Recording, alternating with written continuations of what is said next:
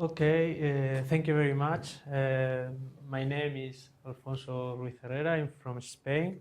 Now I'm a postdoc in Hungary in a European project working on epidemiology. I'm a mathematician.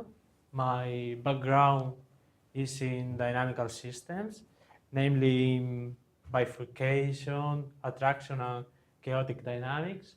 Um, Today I'm going to discuss with you some notions on chaos in biology, in ecology name. Uh, I want to give, in some sense, some basic ideas on chaos, the basic definitions, and I would like to discuss in an informal way. I don't want to enter in many technical details. Okay. Uh, my main co-authors in math biology at this moment are Eduardo Liz from the University of Vigo. From October, I will be there in that university in Spain again. And also Daniel Franco, he is here. And he's working in Madrid. Okay. My talk is based a bit on these three papers. I'm going to present very briefly some results of these three papers. Okay, first of all, as I told you, I'm going to talk about chaos, but what is chaos? I'm going to start with the informal definition of chaos according to Smale. Smale is, in some sense, the father of the notion of chaotic dynamics. He was Phil Meadows. His main contribution is on chaotic dynamics. According to him, a chaotic phenomenon occurs if it is possible to reproduce inside a system and vary the initial conditions all the possible outcomes of a coin flipping experiment. You see, we link the notion of chaos with a coin flipping experiment. At the beginning, it looks quite strange. Chaos with a coin flipping experiment. What is this thing? Okay, this is the informal definition according to him. Now I'm going to give the rigorous definition from a mathematical point of view. In some sense it is quite hard, but I'm going to explain in detail. This is the rigorous definition of chaos. A map has chaotic dynamics on two symbols if there are two disjoint sets in Rn. You see, we define the map in Rn. We find two disjoint sets with this property. For all sequence in 0, 1, I'm going to explain now, this is quite abstract, but now I'm going to explain on the blackboard. We can find a point for this sequence. You see, the first index of the sequence is this index, so that the k iteration of the map is in KSI, the same as here, for all k. Okay, at this moment it is almost impossible to see the meaning of this definition, but I'm going to explain on the blackboard, and it is not hard to see the definition.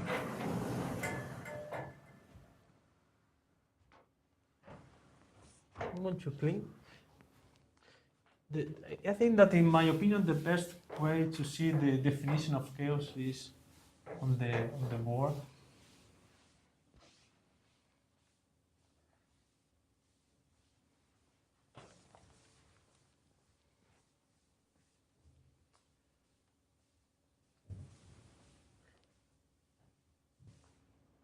So we say, first I'm going to study the case in the plane, a map.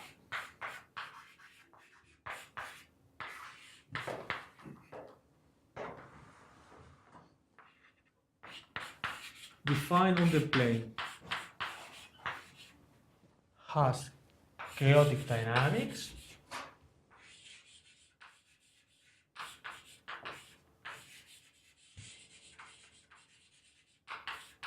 if, this is quite important, for all, very important, for all sequence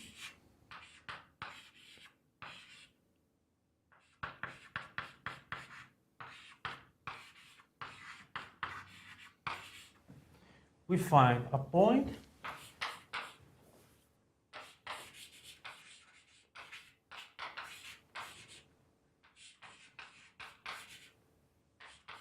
BW, in this case, and has chaotic dynamics if there are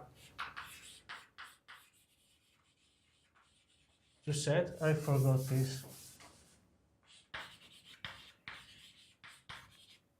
K0 and K1, so that this is in K0 and F. Okay.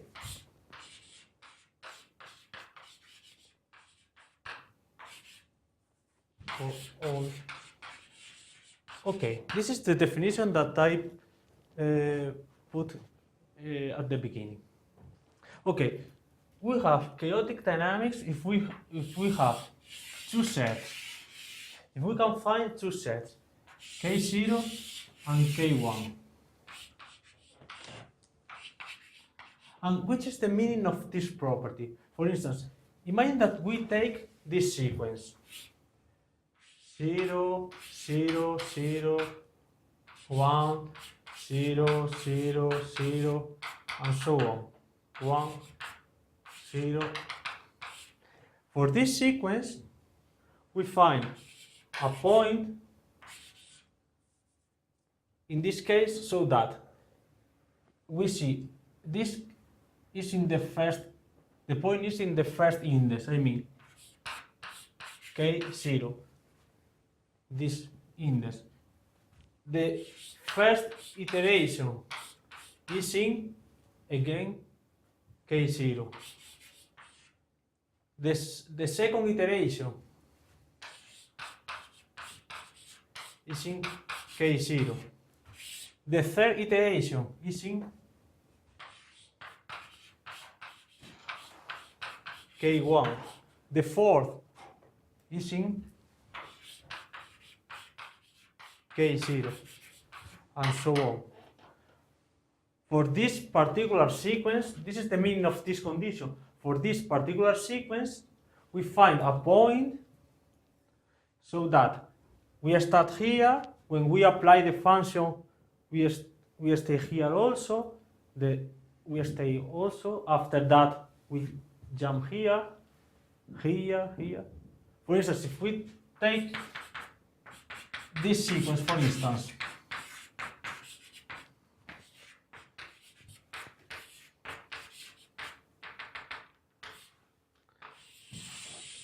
for this sequence, we find a point different from this one, so that the point is in K1. The first iteration is in K0. The second is in K1, and so on. For this particular sequence, we find a point so that we start here, we jump here, we jump here, we jump here. This is the meaning of this property. We have chaos when we have this property for all sequences. For all sequences in 0, 1, we have this property. This is the notion, the rigorous definition of notion This is the formal definition of chaos from a mathematical point of view. Does this definition generalize to the case when the dynamics are in continuous time? Eh? What if the dynamics are in continuous time? In this case, we have, for instance, if you have a periodic dependence on time, you have to take the Poincare map, and you reduce to this case. If you don't have dependence on time, you take a section, a transversal section, depending on, I don't know, and you take this map. In some sense, the continuous case, you can study the continuous case with the discrete approach. Just, I'm thinking about a counterexample. So suppose you would have a stochastic process instead Yes. of a deterministic process, then you're just also flipping a coin, right? It can be either heads or tail. Then there would be some points where you, in the set where you always have heads, so it's not a chaotic process. How does the counterexample look like? I don't know, please repeat. So chaos only applies for deterministic systems, right? If you Yes, have this one, stochastic- yes, chaos is deterministic. I'm going to present this notion after that, but chaos is deterministic. Please tell me. So can you think of a counterexample where you show that a system is not chaotic, where you also Yes. have a sequence of zeros and ones? You mean that a system, you need a system not chaotic, but in this case you cannot reproduce all the sequences. Repeat the question. I cannot. So how would the behavior look like in mathematical terms if the system would not be chaotic?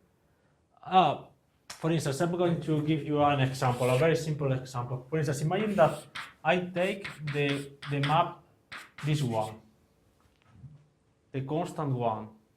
This map is not chaotic. Why not? For instance, if you take any region,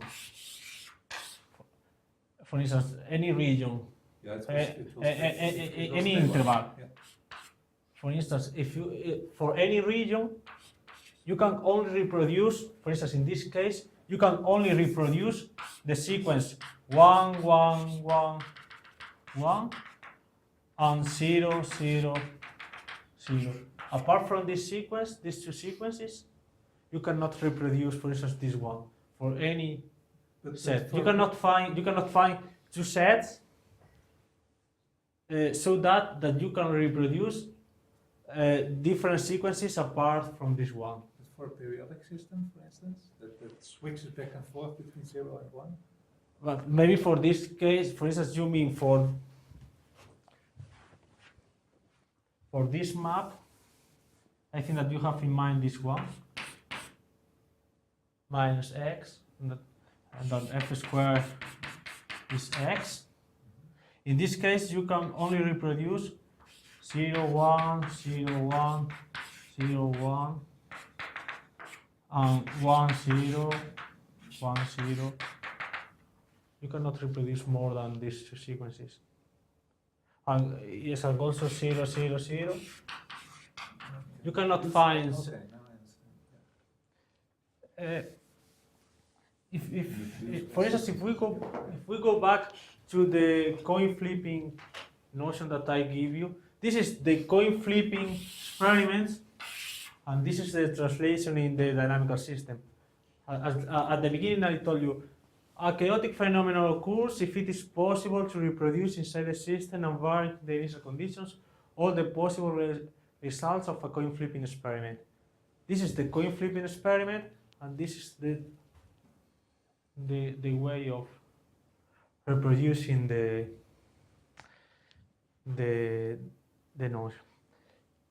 In some sense, it is at this moment it is quite different. For instance, for people working on physics, it is quite different.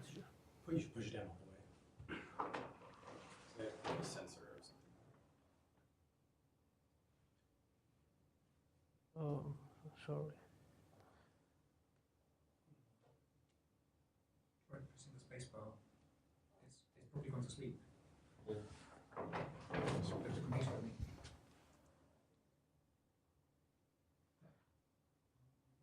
I'm sorry.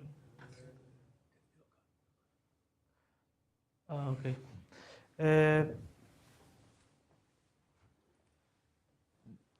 This was the okay. As I told you, for people working on physics or something like that, at this moment, this definition is quite strange. It's quite different from the notion of the computation of a Lyapunov exponent or something like that. But this typically, when you have a Lyapunov exponent, you always have this property. When you have positive Lyapunov exponent, I mean, and when in many of these situations that you can have in many systems, you can have this situation, and you can have many typical properties of chaos, like sensitive dependence on initial conditions or something like that, and you don't have a positive Lyapunov exponent. I mean, this is a more theoretical, a more general notion for keeping the natural properties of chaotic dynamics. Okay, some mathematical notions, some mathematical comments on this definition of chaos. In mathematics, there are many different definitions on chaos, but this is a quite popular definition, and in some sense, this definition covers most of them. This is also that if our map is chaotic according to our definition, it's also chaotic in the sense of Lee York and in the sense of Bloch-Koppel. In some sense, these are the most important definitions on chaos in mathematics. And very important, as I told you, our definition guarantees natural properties of complex dynamics, such as sensitive dependence on the initial conditions. But now, what is sensitive dependence on the initial conditions? And which is the implication of sensitive dependence on the initial conditions in our model?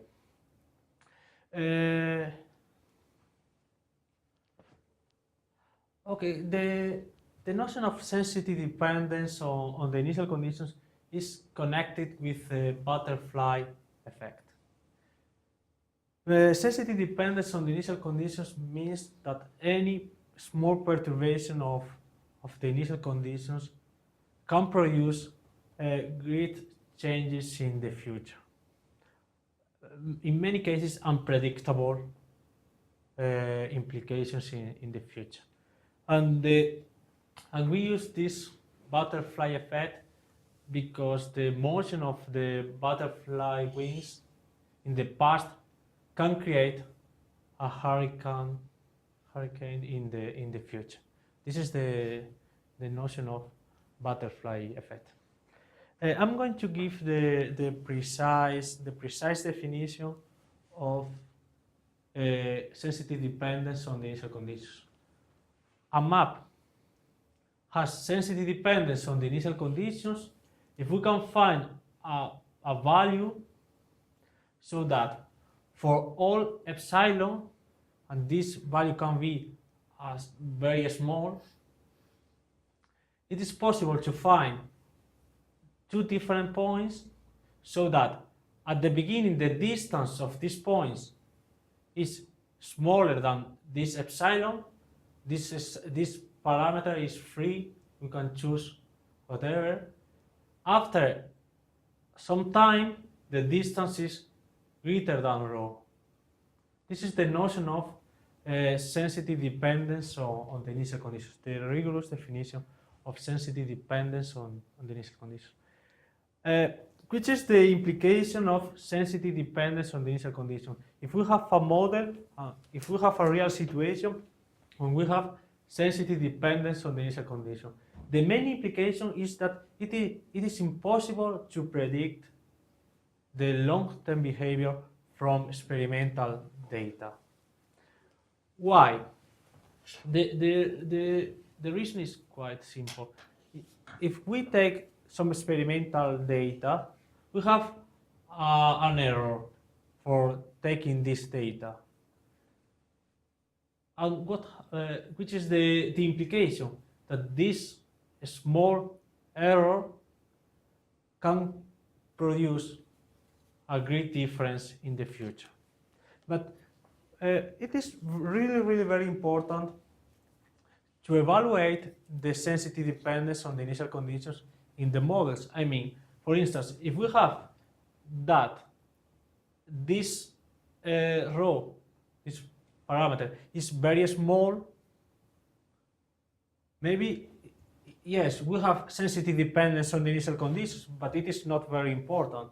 Imagine, for instance, that we are studying the temperature here, and we have chaotic dynamics for this situation, but the sensitive dependence, the variation is, I don't know, 0.00001. It is not the same as if the variation is 20 degrees. Also, it is important, this n, when can you see the sensitive dependence on the initial conditions?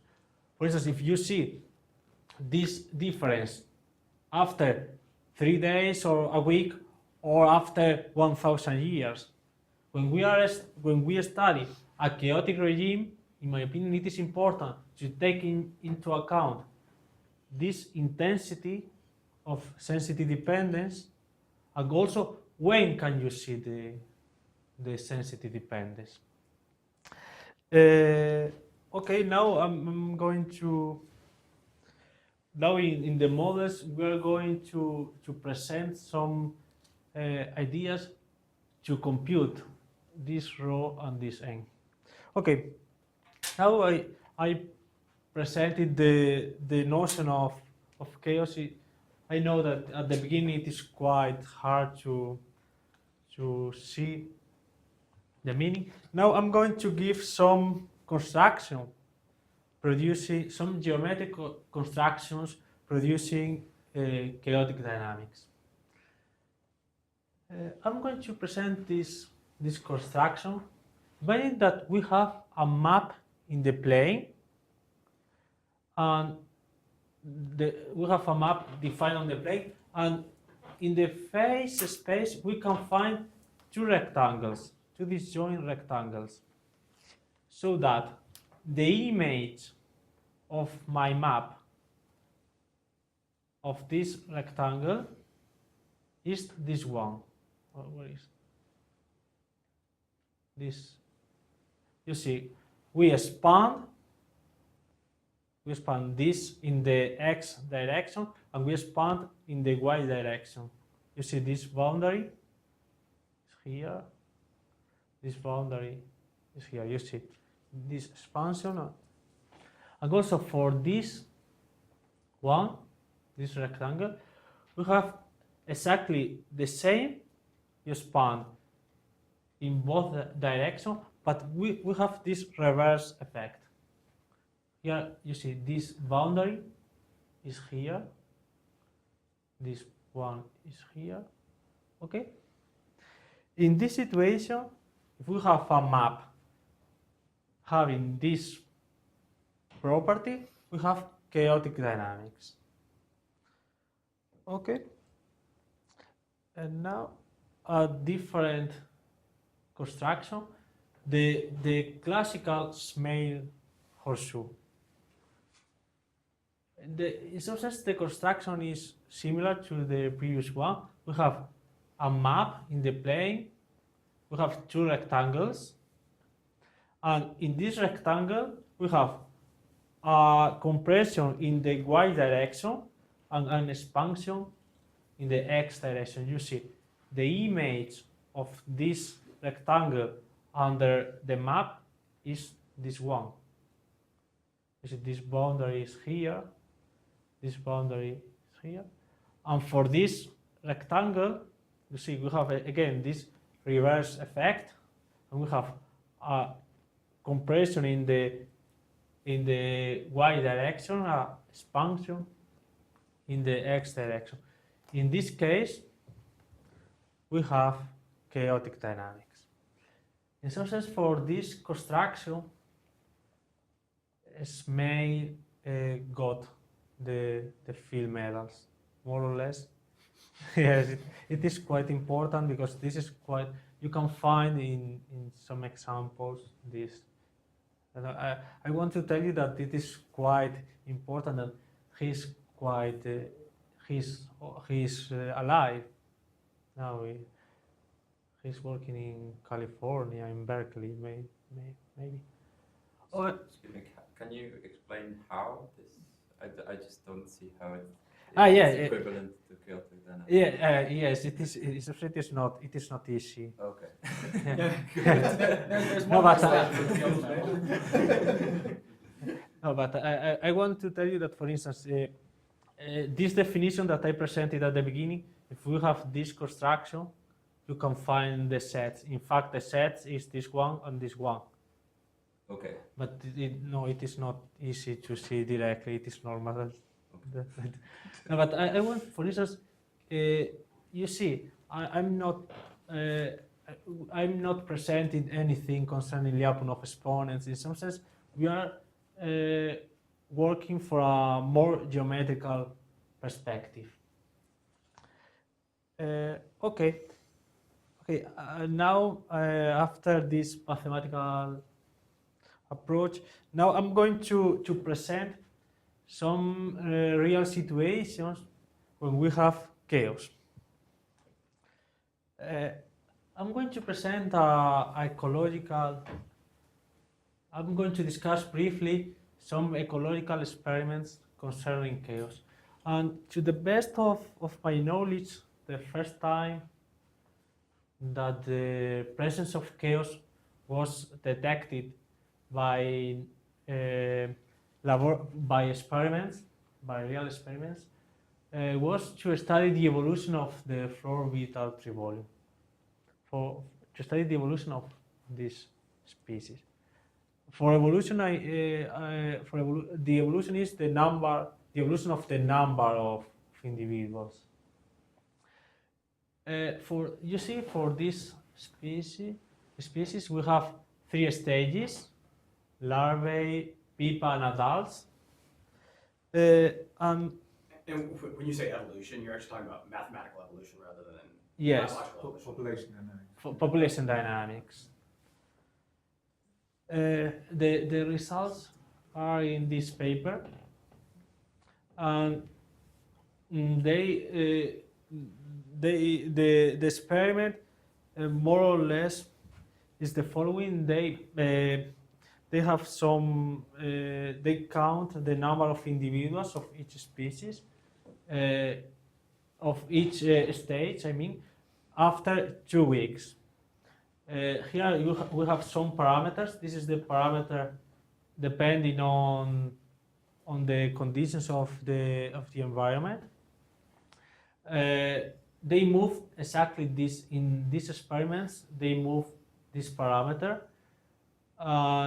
They see how, with the experiments, they presented some data. How can you get very erratic behaviors with this model, with this species? Okay. The point was that it was done with the experiments, but it was not so clear if this model was chaotic or not. This model, they suggested this model because the data fit with the prediction of the model, but it was not so clear if really this system has chaos. Now I'm going to present also a very simple situation where we have chaotic behavior. It is in the ping pong problem. This very simple situation. Imagine that we take into account the position and the velocity of a ball. We have a racket exactly in this way, and we take into account the position and the velocity of the racket, of the ball. Okay? For instance, if we keep the racket fixed. We don't have chaos if we take into account.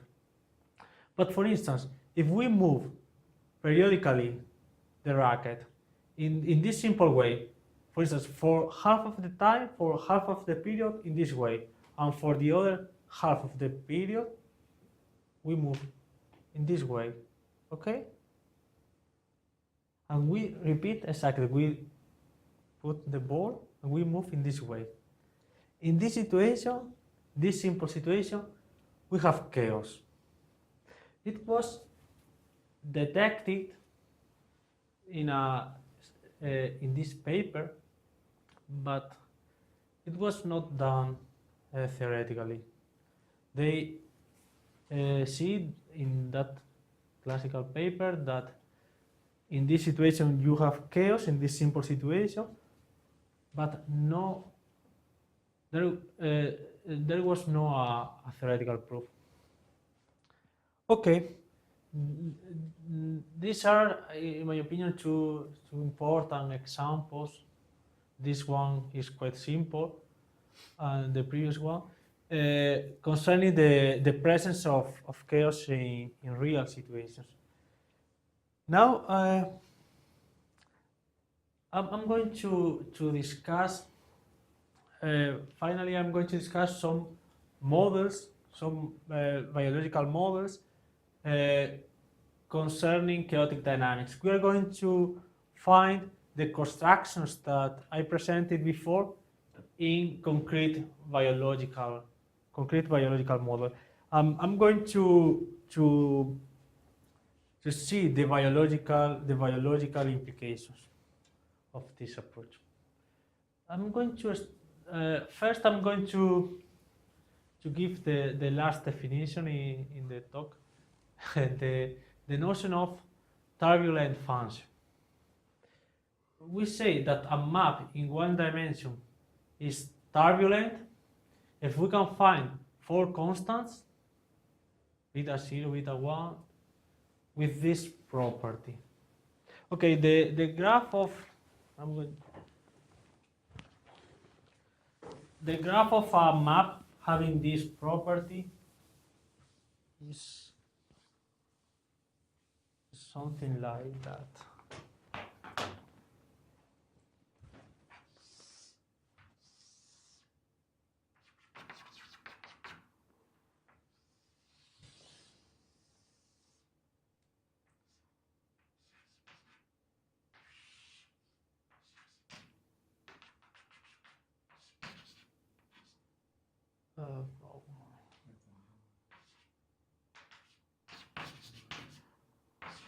In some sense, we have to keep in mind functions in one dimension with this shape, okay? This is the meaning of this condition, that we have 4 points, in some sense satisfying this assumption. We have this. There are many functions for instance, in classical models, in biology, in ecology, for instance, this Ricker equation. Ricker equation, the classical Ricker equation has this shape. Okay, for instance, in this case, the second iteration is 2.4 strictly turbulent for these parameters. You can check directly that would have this property.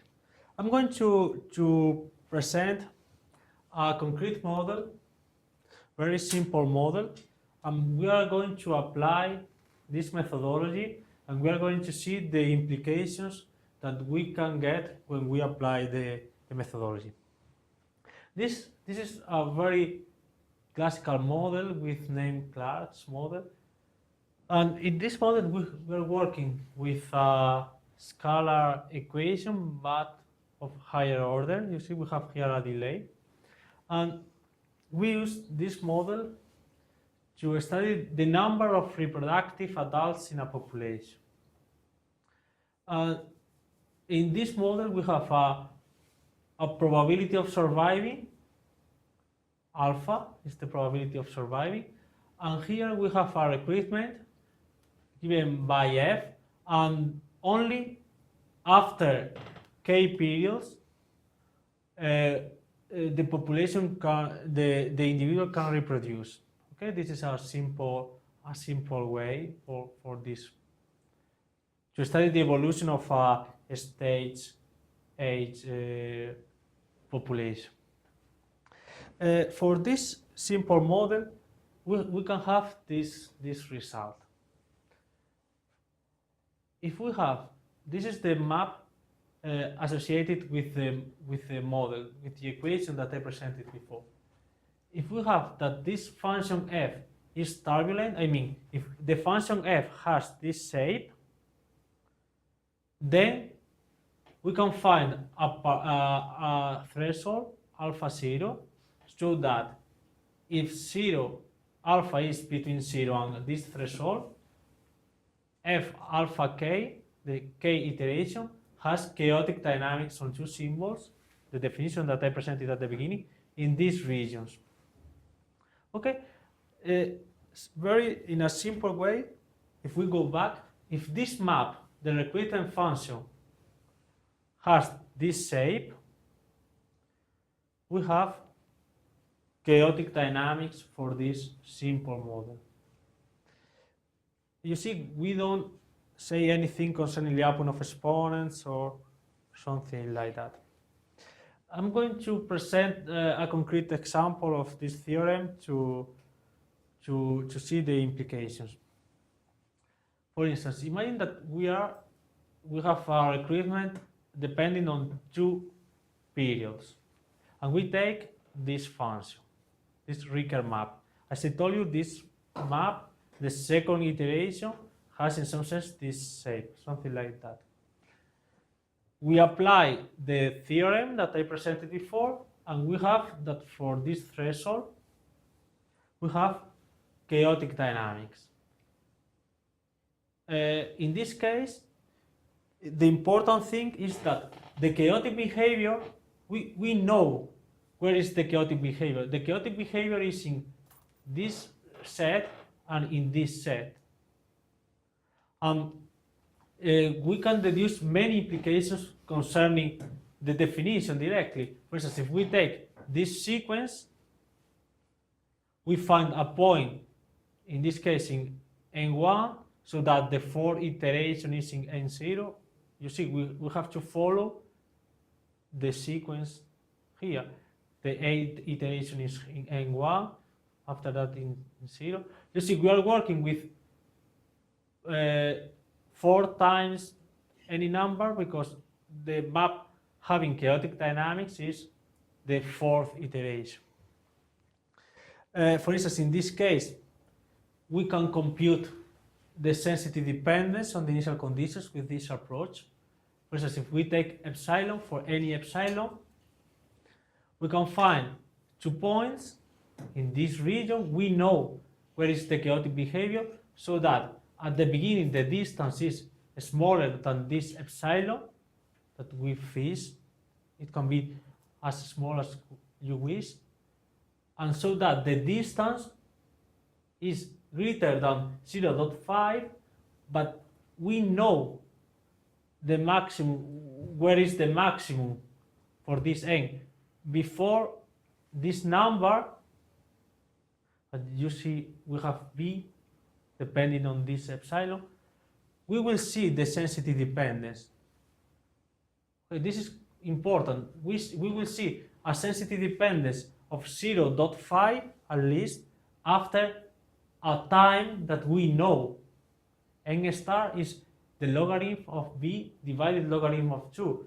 And we have the concrete expression of the model, of the value.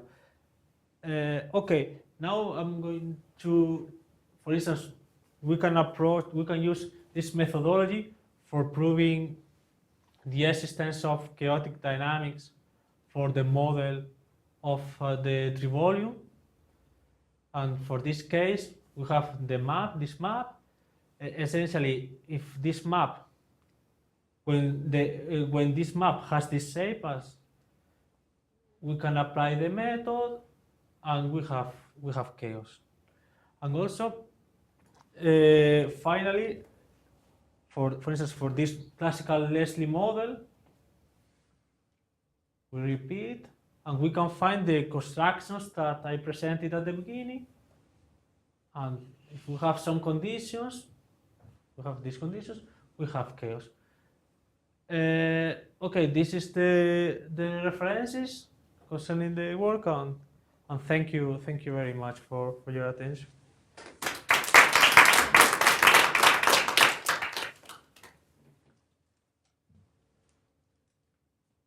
A bit to the side of what you were talking about, but I was curious, when people are actually looking at the experimental systems and they claim that there's chaos, the question I always have is how can you say that it's actually chaos and not say a heteroclinic orbit plus stochasticity?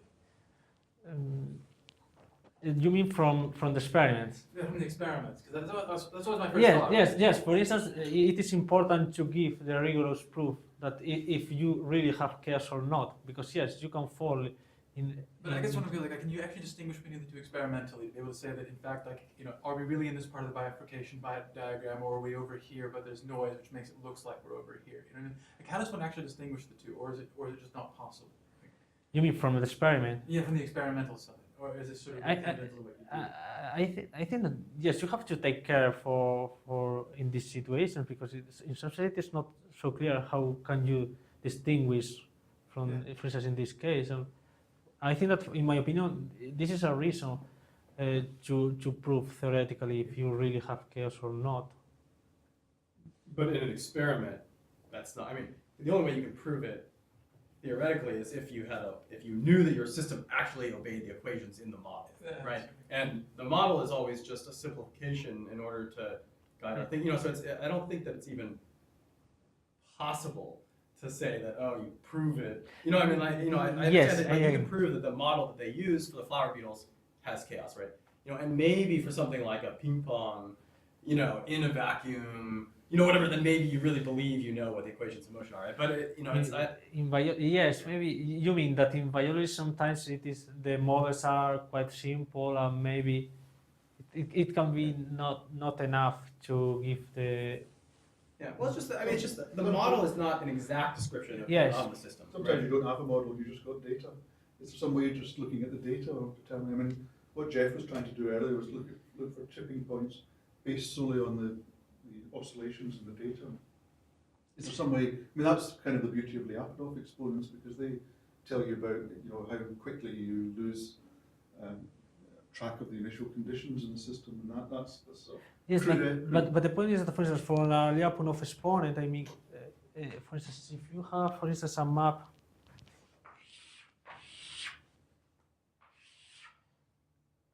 something with this behavior.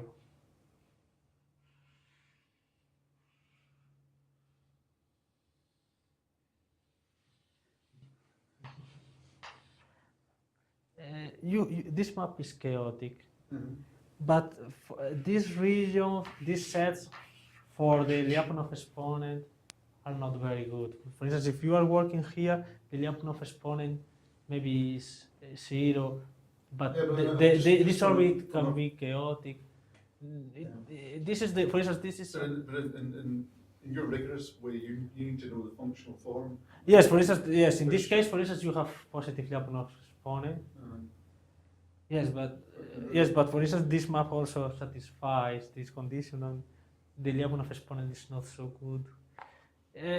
The idea of, in some sense, typically, I don't know, in most of I don't know, in concrete examples, maybe it is simple to study the Lyapunov exponent, because you can use the computer, and in some sense, this qualitative behavior, in some sense, it can be hard. But this approach covers much more examples, and in some sense the nature of the chaotic behavior, in my opinion. Another problem with the Lyapunov exponent is that you can only work without a model and calculate Lyapunov exponent if it's a purely deterministic process. Yeah. But in ecology, there's always stochasticity. Oh, And then you can only Yeah. calculate Lyapunov exponent if you also have some underlying model. It can be a phenomenological model, but at least you need to describe your intrinsic dynamics. And for instance, when you have, imagine that you have a system, and the system depends on time, but you don't have a periodic dependence on time. typically this you can adapt easily these kind of things. And the approach of Lyapunov exponents, it is not so clear. For instance, if you have a positive Lyapunov exponent when you don't have periodic dependence on time, in some situations you don't have chaos. It is not so. The Lyapunov exponent. Yeah, the ideal would be if you have a plausible model of the system, and then you build plausibility. You make it plausible that you have chaotic dynamics in your system by testing your model, or by ideally testing multiple models and showing that you get robust outcomes. So if you change the model a bit, or if you change drastically,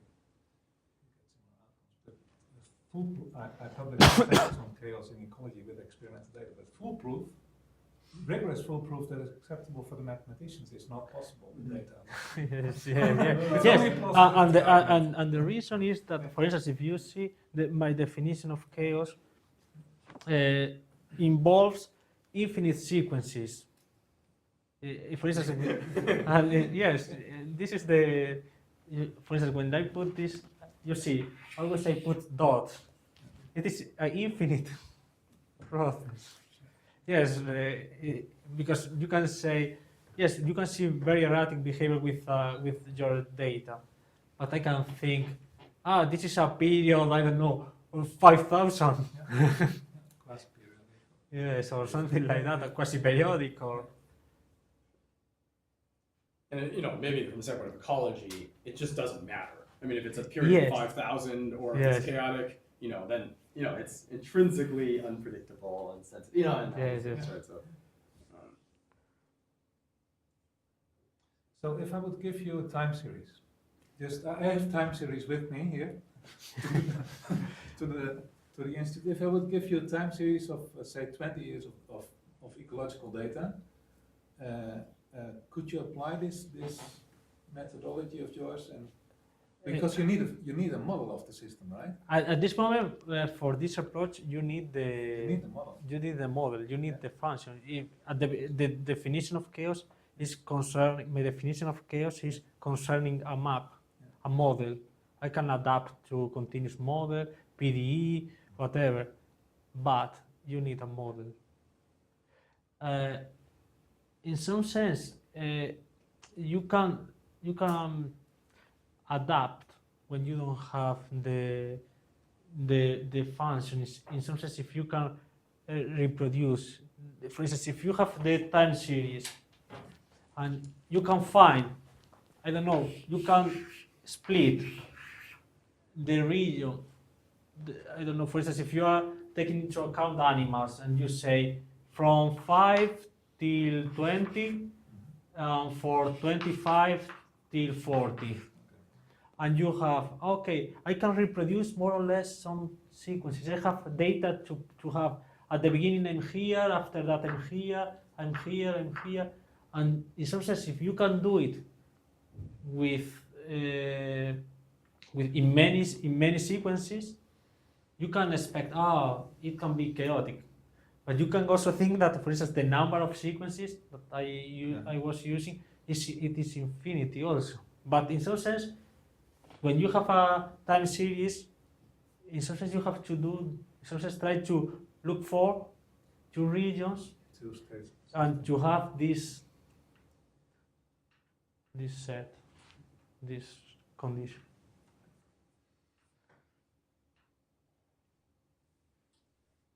Okay, thank you.